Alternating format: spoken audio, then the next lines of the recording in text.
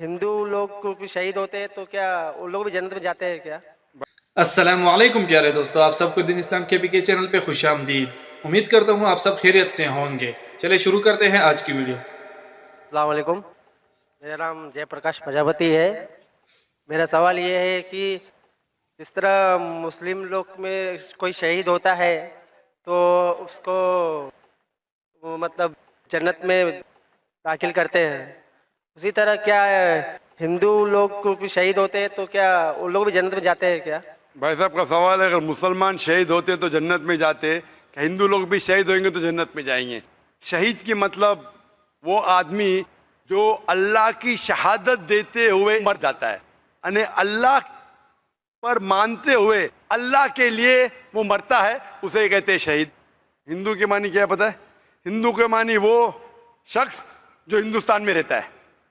तो उस तरीके से ज्योग्राफिकली डेफिनेशन मैं भी हिंदू हूं, लेकिन आप मजहबी पूछेंगे जो इंसान जी हाँ, मैं मजहबी पूछ रहा हूँ। मजहब यानी जो इंसान बुत परस्ती करता है हाँ जी, हाँ जी। उसके बारे में, तो जो इंसान बुत परस्ती कर रहा है वो कभी भी अल्लाह के लिए शहीद हो ही नहीं सकता है। इट इज कॉन्ट्रडिक्टिंग, ये दोनों में टकराव है।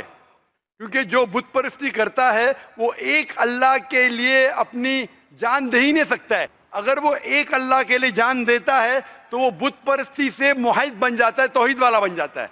तो अगर एक हिंदू अपने बुत को छोड़ के एक खुदा के लिए गवाही देते मरता है तो वो हिंदू मुसलमान बन जाता है और वो इंशाअल्लाह जन्नत में जाएगा। लेकिन अगर वो अटल है अपनी बुत परस्ती पे और फिर मरता है, उसका मतलब वो शहादत दे रहा है नहीं एक अल्लाह के ऊपर, वो जन्नत में नहीं जा सकता है। भाई साहब आप मानते हैं खुदा में? जी हाँ। आप भाई साहब एक खुदा में मानते हैं? हाँ जी, मैं मानता हूँ। आप बुत परस्ती में भी मानते हैं? जी नहीं, बुत परस्ती में नहीं मानते? बिल्कुल नहीं। माशाअल्लाह। और आप मानते हैं कि आखिरी पैगंबर मोहम्मद सल्लल्लाहु अलैहि वसल्लम है? जी हाँ। हाँ, आप इंशाअल्लाह अगर शहादत देते मरे तो इंशाअल्लाह जन्नत में जाएंगे।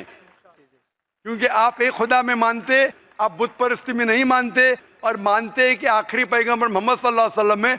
तो मैं आपको कहूंगा मुस्लिम। हिंदू मतलब इस हिंदुस्तान में रहते वैसा मैं भी हिंदू हूं, लेकिन मजहबी एतबार से आप हिंदू नहीं हैं, आप मुस्लिम हैं।